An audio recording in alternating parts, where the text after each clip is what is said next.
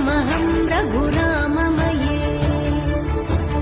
सुमुखं सुहृदं सुलभं सुखदं स्वनुजं च सुखाय ममोघशरम् अपहाय रघुद्वहमन्यमहं न कथञ्चन कञ्चन जातु भजे